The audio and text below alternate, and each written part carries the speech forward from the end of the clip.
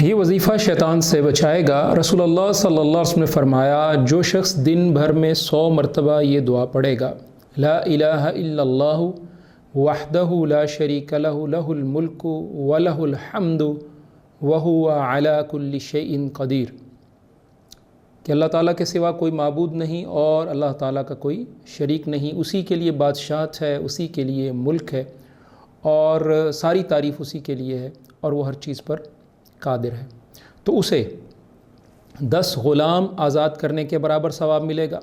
100 نیکیاں اس کے اعمال میں لکھی جائیں گی، 100 برائیاں اس سے مٹا دی جائیں گی، اور اس روز یہ دعا دن بھر شیطان سے اس کی حفاظت کرتی رہے گی۔